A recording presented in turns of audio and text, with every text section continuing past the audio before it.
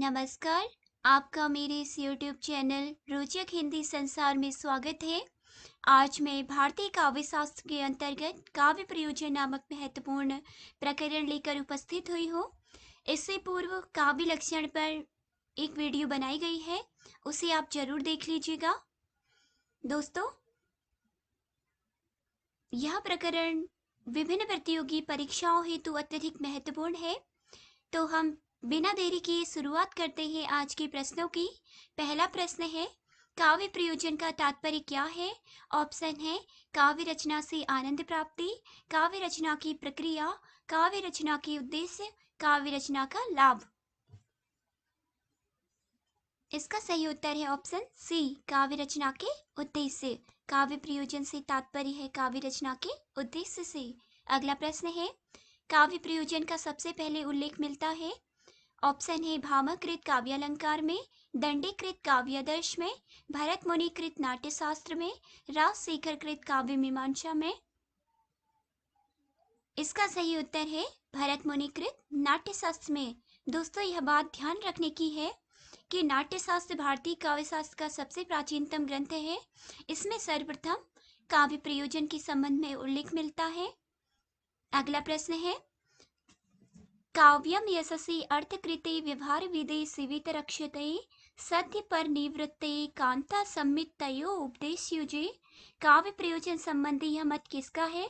Option दिए हैं भामह, मम्मट, वामन, भरत। इसका सही उत्तर है ऑप्शन बी, मम्मट। अगला प्रश्न है,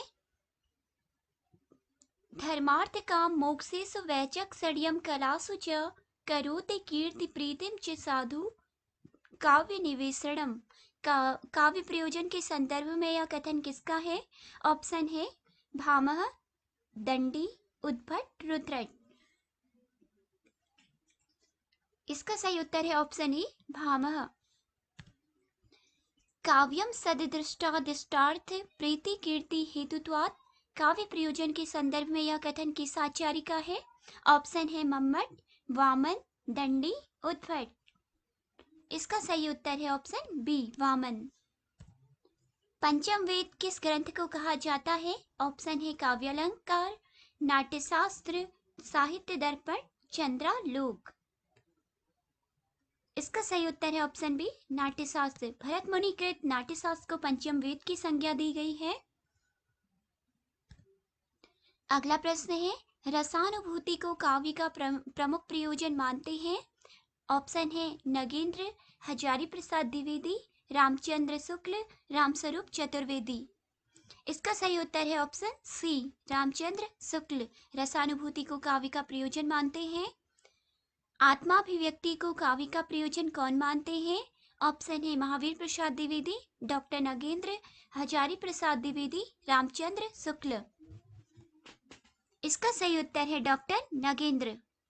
अगला प्रश्न है, रीतिकालीन आचार्यों में सर्वप्रथम काव्य प्रयोजन पर विचार करने वाले आचार्य हैं। ऑप्शन है कुलपति मिश्र, वृंद देव ग्वाल। इसका सही उत्तर है ऑप्शन ए, कुलपति मिश्र।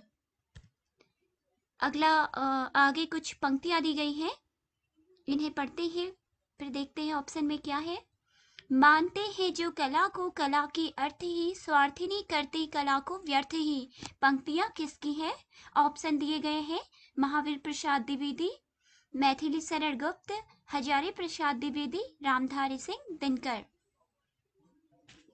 इसका सही उत्तर है मैथिली शरण गुप्त। ऑप्शन भी बिल्कुल सही है।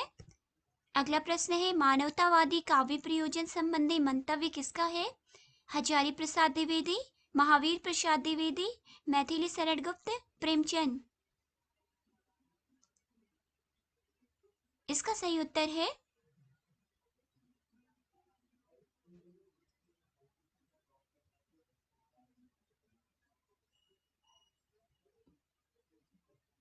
हजारी प्रसाद द्विवेदी। अगला प्रश्न है, पुरुषार्थ चतुष्टय की सिद्धि को काव्य का प्रयोजन किसने माना है? ऑप्शन है भामह ने, कुंतक ने, वामन ने, भामह एवं कुंतक ने। इसका सही है भामह एवं कुंतक ने। यह सही उत्तर है ऑप्शन डी। अगला प्रश्न है, सर्वहितकारी भावना को काव्य का प्रयोजन किसने माना है? ऑप्शन है कबीर, सूर, तुलसी, जायसी। इसका सही उत्तर है ऑप्शन सी, तुलसी। तुलसीदास ने सर्वहितकारी भावना को काव्य का प्रयोजन माना है। अगला प्रश्न है, महावीर प्रसाद द्विवेदी ने इनमें से किसे काव्य प्रयोजन माना है? ऑप्शन है शिक्षा, मनोरंजन, राष्ट्रीय भावना, ज्ञान का विस्तार और आनंदानुभूति। इसका सही उत्तर है ऑप्शन डी, ज्ञान का विस्तार और आनंदानुभूति। अगला प्रश्न है, मिलान कीजिए। यहाँ पे कुछ विचारक दिए गए हैं और उनसे संबंधित काव्य प्रयोजन दिए गए हैं, इनका हमें मिलान करना है। देख लेते हैं। विचारक दिए हैं अयोध्या सिंह उपाध्याय हरिऔध, हजारी प्रसाद द्विवेदी, डॉक्टर नगेंद्र और नंद दुलारी वाजपेयी।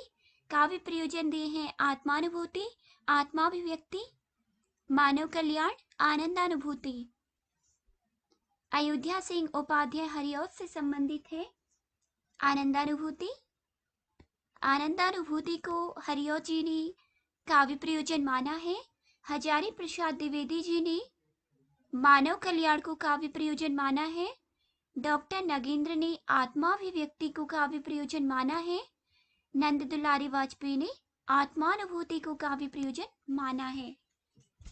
अयोध्या सिंह उपाध्याय हरिऔध, आनंदानुभूति बिल्कुल सही है।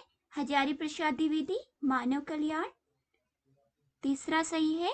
डॉक्टर नगेंद्र ने आत्माभिव्यक्ति को माना है, दूसरा सही है। नंद दुलारी वाजपेयी ने आत्मानुभूति को माना है, 1 बिल्कुल सही है। अगला प्रश्न है, इनमें से किस कवि ने आत्मानुभव सार की अभिव्यक्ति को काव्य प्रयोजन माना है? ऑप्शन है नामदेव, कबीर, जायसी, सूर। इसका सही उत्तर है ऑप्शन बी, कबीर। अगला प्रश्न है, मानव हृदय में समाज के प्रति विश्वास उत्पन्न करना ही काव्य प्रयोजन है। यह कथन इनमें से किसका है? महादेवी वर्मा, सुमित्रा नंदन पंत, जयशंकर प्रसाद, निराला। इसका सही उत्तर है ऑप्शन ए, महादेवी वर्मा के द्वारा यह कथन कहा गया है।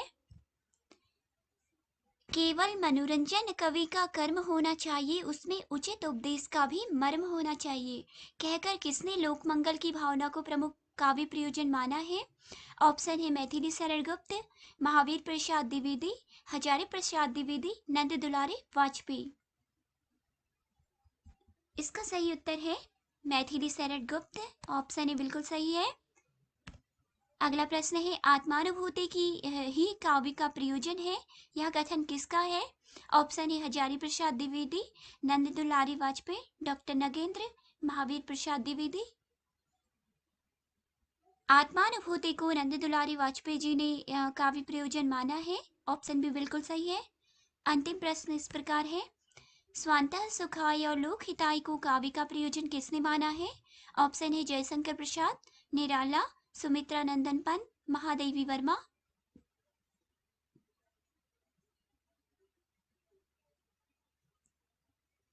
इसका सही उत्तर है ऑप्शन सी, सुमित्रा नंदन पंत। दोस्तों, काव्य प्रयोजन से संबंधित महत्वपूर्ण प्रश्न यहीं पे समाप्त होते हैं। अगर यह वीडियो आपको पसंद आए तो इसे जरूर लाइक करें, सब्सक्राइब करें और शेयर करें। मिलते हैं अगली वीडियो में। धन्यवाद।